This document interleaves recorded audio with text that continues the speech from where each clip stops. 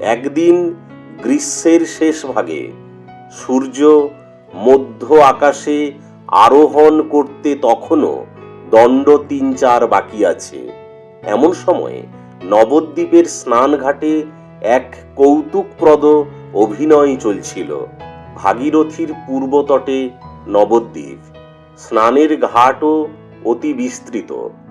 এক গঙ্গাঘাটে লক্ষ লোক স্নান করে। ঘাটের সারি সারি পৈঠাগুলি যেমন উত্তর দক্ষিণে বহুদূর পর্যন্ত প্রসারিত, তেমনি প্রত্যেকটি পৈঠা প্রায় সেকালের সাধারণ রাজপথের মতো চওড়া। গ্রীষ্মের প্রখরতায় জল শুকিয়ে প্রায় সব পৈঠাই বের হয়ে পড়েছে। ২-১ ধাপ নামলেই নদীর কাদা পায়ে ঠেকে। স্নানের ঘাট যেখানে শেষ হয়েছে সেখান থেকে বাঁধানো খেয়াঘাট আরম্ভ। সেখানে খেয়ার নৌকা, জেলে ডিঙি, ২-১টা হাজারমণি মহাজনী ভর বাঁধা আছে। নৌকাগুলির ভেতরে দৈনিক রন্ধন কাজ চলছে। ছই ভেদ করে অল্প অল্প ধোঁয়া উঠছে। বহু জনাকীর্ণ স্নানঘাটে ব্যস্ততার শেষ নেই। আজ কৃষ্ণা চতুর্দশী। ঘাটের জনতাকে সমগ্রভাবে দর্শন করলে মনে হয় মুন্ডিত মাথা, উপবীতধারী ব্রাহ্মণ এবং প্রৌঢ়া বৃদ্ধা নারীর সংখ্যাই বেশি। ছেলে ছোকরার দলও নেহাত কম নয়। তারা সাঁতার কাটছে, জল তোলপাড় করছে। নারীদের স্নানের জন্য কোনো পৃথক ব্যবস্থা নেই। যে যেখানে পাচ্ছে সেখানেই স্নান করছে। তরুণী বধূরা ঘোমটায় মুখ ঢেকে টুপ টুপ করে ডুব দিচ্ছে। পর্দা প্রথা বলে কিছু নেই বটে, তবু অবগুণ্ঠন দ্বারা শালীনতা রক্ষার একটা চেষ্টা আছে। যদিও সে চেষ্টা দেহ সংলগ্ন ভেজা বস্ত্রে বিশেষ মর্যাদা পাচ্ছে না। সেকালে বাঙালি মেয়েদের দেহ লাবণ্য গোপন করার সংস্কার বড় বেশি প্রবল ছিল না। গৃহস্থ কন্যাদের কাঁচুলি পরার রীতিও প্রচলিত হয়নি। যে যুগের কথা বলছি তা আজ থেকে 4 শতাব্দীরও অধিক কাল হল অতীত হয়েছে। সম্ভবত আমাদের ঊর্ধ্বতন পঞ্চদশ পুরুষ সে সময় জীবিত ছিলেন। তখন বাংলার ঘোর দুর্দিন। রাজশক্তি পাঠানের হাতে। ধর্ম ও সমাজের বন্ধন বহু যুগের অবহেলায় গলিত রজ্জু বন্ধনের মতো খসে পড়েছে। দেশও যেমন অরাজক, সমাজও তেমনি বহু রাজক। কেউ কারো শাসন মানে না। মৃত বৌদ্ধ ধর্মের সব নির্গলিত তন্ত্রবাদের সঙ্গে শাক্ত ও শৈব মতবাদ মিশ্রিত হয়ে যে বিভৎস বামাচার উত্থিত হয়েছে, তাই আকণ্ঠ পান করে বাঙালি অন্ধমত্ততায় অধঃপথের দিকে স্খলিত পদে অগ্রসর হয়ে চলেছে। সহজিয়া সাধনার নামে যে উচ্ছৃঙ্খল অজাচার চলেছে তার কোনো নিষেধ নেই। কে কাকে নিষেধ করবে? যারা শক্তিমান তারাই উচ্ছৃঙ্খলতায় অগ্রবর্তী। মাতৃকা সাধন পঞ্চমকার উদ্দাম নৃত্যে আসর দখল করে আছে। প্রকৃত মনুষ্যত্বের চর্চা দেশ থেকে যেন উঠে গিয়েছে। তখনও স্মার্ত রঘুনন্দন আচারকে ধর্মের নিগূঢ় বন্ধনে বেঁধে সমাজের শোধন সংস্কার আরম্ভ করেননি। কানভট্ট রঘুনাথ মিথিলা জয় করে ফিরেছেন বটে, কিন্তু নবদ্বীপে সরস্বতীর পীঠ দৃঢ়ভাবে প্রতিষ্ঠিত হয়নি। নদের নিমাই তখনও ব্যাকরণের টোলে ছাত্র পড়াচ্ছেন ও নানা প্রকার ছেলে মানুষই করছেন। তখনও সেই হরিচরণ শ্রুত প্রেমের বন্যা আসেনি। বাঙালির ক্লেদ কলুষিত হৃদয়ের বহু শতাব্দী সঞ্চিত মাটি সেই পুত প্রবাহে ধৌত হয়ে যায়নি। 1426 শতাব্দীর প্রারম্ভে এক কৃষ্ণা চতুর্দশীর পূর্বাহ্নে বাংলার কেন্দ্র নবদ্বীপের ঘাটে কি হচ্ছিল তা নিয়েই এই আখ্যায়িকার আরম্ভ। ঘাটে যে সকলেই স্নান করছে তা নয়, এক পাশে সারি সারি নাপিত বসে গিয়েছে। বহু ভট্টাচার্য গোসাই গলা বাড়িয়ে খৌরি হচ্ছেন। বুরুজের গোলাকৃতি চাতালে একজন উলঙ্গপ্রায় পণ্ডিত দেহে সবেগে তৈলমর্দন করতে করতে ততোধিক বেগে তর্ক করছেন। বাসুদেব সার্বভৌম মিথিলা থেকে সর্ববিদ্যায় পারঙ্গম হয়ে ফিরে আসার পর থেকে নবদ্বীপে বিদ্যাচর্চার সূত্রপাত হয়েছিল, কিন্তু বিদ্যা তখনও হৃদয়ে আসন স্থাপন করেনি। তাই বাঙালি পণ্ডিতের মুখের দাপট কিছু বেশি ছিল। শাস্ত্রীয় তর্ক অনেক সময় আঁচড়া আঁচড়ি কামড়া কামড়িতে পরিসমাপ্তি লাভ করত। তৈলমসৃণ পণ্ডিতদের তর্কও ন্যায়শাস্ত্রের সীমানা ছাড়িয়ে অরাজকতার দেশে প্রবেশ করার উপক্রম করছিল। একজন অতি গৌরকান্তি যুবা, বয়স 20 বছরের বেশি নয়, তর্ক বাঁধিয়ে দিয়ে পাশে দাঁড়িয়ে তাদের বিতণ্ডা শুনছিল এবং মৃদু মৃদু হাসছিল। তার ঈষৎ অরুণ আয়ত চোখ থেকে যেন তীক্ষ্ণ বুদ্ধি, পাণ্ডিত্যের অভিমান ও কৌতুক একসঙ্গে খরিত হচ্ছিল। জলের কিনারায় বসে কেউ কেউ পায়ে ঝামা ঘষছিল। নারীরা বস্ত্রাবরণের মধ্যে খার খোল দিয়ে গাত্র মার্জনা করছিল। কয়েকজন বর্ষিয়ান ব্রাহ্মণ আবক্ষ জলে নেমে পূর্বমুখ হয়ে আহ্নিক করছিলেন। এই সময় দক্ষিণ দিকে গঙ্গার বাঁকের ওপর দুখানি বড় সামুদ্রিক নৌকা পালের ভরে উজান ঠেলে ধীরে ধীরে নবদ্বীপের ঘাটের দিকে অগ্রসর হচ্ছিল। অধিকাংশ স্নানার্থীর দৃষ্টি সেই দিকেই নিবদ্ধ ছিল। সমুদ্রযাত্রী বাণিজ্যতরীদের দেশে ফেরার সময় উপস্থিত হয়েছে। প্রতি সপ্তাহেই দুটি একটি করে ফিরছিল। ক্রমে নৌকা দুটি খেয়ার ঘাটে গিয়ে ভিড়ল। মধুকর ডিঙার ছাদের ওপর একজন যুবা দাঁড়িয়ে পরম আগ্রহের সঙ্গে ঘাটের দৃশ্য দেখছিল।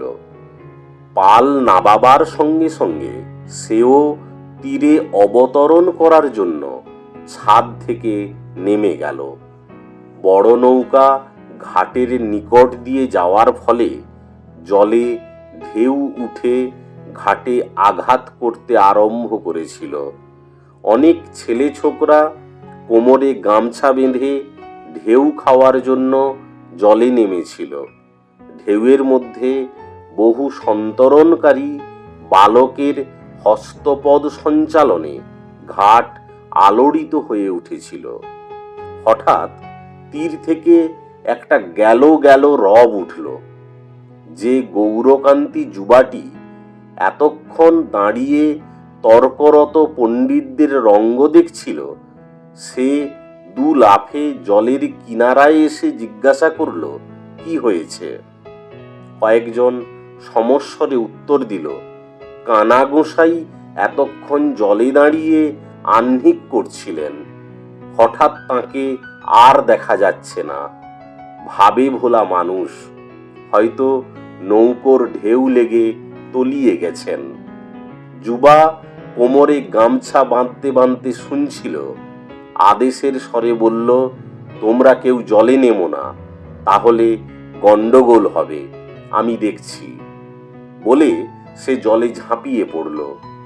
গ্রীষ্মকালে ঘাটে স্নান করা ভাবে ভোলা মানুষদের পক্ষে সর্বদা নিরাপদ নয়, কারণ জলের মধ্যে 2 ধাপ সিঁড়ি নেমেই শেষ হয়েছে, তারপর কাদা। এখানে বুক পর্যন্ত জলে বেশ যাওয়া যায়, কিন্তু আর 1 পা অগ্রসর হলেই একেবারে ডুব জল। যুবক জলে ঝাঁপ দিয়ে কয়েক হাত সাঁতার কেটে গেল, তারপর অথই জলে গিয়ে ডুব দিল। কিছুক্ষণ তার আর কোনো চিহ্ন নেই। ঘাটের ধারে কাতার দিয়ে লোক দাঁড়িয়ে দেখছে, সকলের মুখেই উদ্বেগ ও আশঙ্কার ছায়া। কয়েকজন প্রৌঢ়া স্ত্রীলোক ক্রন্দন করুণ সুরে হা হুতাশ করতে আরম্ভ করে দিল। 50 গুনতে যতক্ষণ সময় লাগে, ততক্ষণ পরে যুবকের মাথা জলের ওপর জেগে উঠল। সকলে হর্ষধ্বনি করে উঠল, কিন্তু পরক্ষণেই আবার নীরব হল। যুবক নিমজ্জিত ব্যক্তিকে খুঁজে পায়নি। সে বার কয়েক সুদীর্ঘ নিঃশ্বাস টেনে আবার ডুব দিল। এবারও সমধিককাল ডুবে থেকে সে আবার উঠল। একবার সজোরে মস্তক সঞ্চালন করে এক হাতে সাঁতার কেটে তীরের দিকে অগ্রসর হল। সকলে সচিৎকারে প্রশ্ন করল, পেয়েছো পেয়েছো? যুবক হাঁপাতে হাঁপাতে বলল, বলতে পারি না, তবে 1 মুঠো টিকি পেয়েছি। যুবক যখন তীরে এসে উঠে দাঁড়ালো, তখন সকলে বিস্মিত হয়ে দেখল তার বাম মুষ্টি একগুচ্ছ পরিপুষ্ট শিখা দৃঢ়ভাবে ধরে আছে এবং নিমজ্জিত পণ্ডিতের দেহ সমেত মুন্ড উক্ত শিখার সঙ্গে সংলগ্ন হয়ে আছে। কিছুকাল শুশ্রূষার পর পণ্ডিতের চৈতন্য হল। তিনি কিছু জল পান করেছিলেন। তা বের হওয়ার পর চোখ মেলে চাইলেন। যুবক সহাস্য কণ্ঠে জিজ্ঞাসা করল, শিরোমণি মশাই, বলুন দেখি, বেঁচে আছেন না মরে গেছেন? আপনার নব্য ন্যায় শাস্ত্র কি বলে? শিরোমণি এক চোখ দিয়ে কিছুক্ষণ ফ্যাল ফ্যাল করে চেয়ে থেকে ক্ষীণ কণ্ঠে বললেন, কে? নিপাতনে সিদ্ধ? ডুবে গিয়েছিলুম না, তুমি বাঁচালে? যুবককে শিরোমণি মশাই নিপাতনে সিদ্ধ বলে ডাকতেন। একটু ব্যাকরণের খোঁচাও ছিল। কূটতর্কে অপরাজেয় শক্তির জন্য সমাদর মিশ্রিত স্নেহও ছিল। নিপাতনে সিদ্ধ হেসে বলল, বাঁচাতে পেরেছি কিনা সেই কথাই তো জিজ্ঞাসা করছি। যদি বেঁচে থাকেন, ন্যায়ের প্রমাণ দিন। কানভট্ট ধীরে ধীরে উঠে বসলেন। এইমাত্র মৃত্যুর মুখ হতে ফিরে এসেছেন। শরীরে বল নেই, কিন্তু তার এক চোখে প্রাণময় হাসি ফুটে উঠল। তিনি বললেন, প্রমাণ নিষ্প্রয়োজন। আমি বেঁচে আছি এ কথা স্বয়ং সিদ্ধ। আমি বেঁচে নেই এ কথা যে বলে, সে তৎক্ষণাৎ প্রমাণ করে দেয় যে সে বেঁচে আছে। বাজিকর যত কৌশলী হোক, নিজের কাঁধে আরোহণ করতে অক্ষম। মানুষ তেমনি নিজেকে অস্বীকার করতে পারে না। নৈয়ায়িকের কথায় সকলে হেসে উঠল। নিপাতনে সিদ্ধ বলল, যাক, তাহলে নিশ্চিন্ত হওয়া গেল। এখন উঠতে পারবেন কি? শিরোমণি তার হাত ধরে দাঁড়ালেন, বললেন, হঠাৎ হাতে পায়ে কেমন খিল ধরে গিয়েছিল। নিপাতন, তুমি জল থেকে টেনে তুলেছ না? নিপাতন বলল, উহু, আপনাকে টেনে তুলেছে আপনার প্রচণ্ড পাণ্ডিত্যের বিজয় নিশান। সে কি? আপনার নধর শিখাটি আপনার প্রাণদাতা। ওটি না থাকলে কিছুতেই টেনে তুলতে পারতাম না। জ্যাঠা ছেলে, আপনার পৈতে ছুঁয়ে বলছি, সত্যি কথা। কিন্তু সে যা হোক, একলা বাড়ি ফিরতে পারবেন তো? পারব, এখন বেশ সুস্থ বোধ করছি। তারপর তার হাত ধরে বললেন, বিশ্বম্ভর, এতদিন জানতাম তুমি নিপাতনেই সিদ্ধ, কিন্তু এখন দেখছি প্রাণদানেও তুমি কম পটু নও। আশীর্বাদ করি এমনিভাবে মজ্জমানকে উদ্ধার করেই যেন তোমার জীবন সার্থক হয়। নিপাতন হেসে বলল, কি সর্বনাশ! শিরোমণি মশাই, ও আশীর্বাদ করবেন না, তাহলে আমার ব্যাকরণ টোলের কি দশা হবে? ওদিকে নৌকার মালিক যুবকটি এসব ব্যাপার কিছুই জানিতে পারেনি। সে নগর ভ্রমণের উপযুক্ত সাজসজ্জা করে ঘাটে নামল। স্নান ঘাটের দিকে দৃষ্টি পড়তেই সে থমকে দাঁড়িয়ে পড়ল। দেখল এক অতি গৌরকান্তি সুপুরুষ যুবক একজন মধ্যবয়স্ক একচক্ষু ব্যক্তির সঙ্গে দাঁড়িয়ে কথা বলছে। এই গৌরাঙ্গ যুবকের অপূর্ব দেহ সৌষ্ঠব দেখে সে মুগ্ধ হয়ে গেল। সে পৃথিবীর অনেক দেশ দেখেছে, সিংহল, কোচিন, সুমাত্রা, জবদ্বীপ, কোথাও যেতে তার বাকি নেই, কিন্তু এমন অপরূপ তেজদীপ্ত পুরুষ মূর্তি আর কখনো দেখেনি। একজন জেলে মাঝি নিজের ক্ষুদ্র ডিঙ্গিতে বসে জাল বুনছিল। যুবক তাকে জিজ্ঞাসা করল, বাপু, ওই লোকটি কে জানো? জেলে একবার চোখ তুলে বলল, ওই উনি নিমাই পণ্ডিত। যুবক ভাবল, পণ্ডিত? এত অল্প বয়সে পণ্ডিত? যুবকের নিজের পাণ্ডিত্যের সঙ্গে কোনো সুবাদ ছিল না। সে বেনের ছেলে, বুদ্ধির বলেই 7 সাগর চষে সোনা দানা আহরণ করে এনেছে।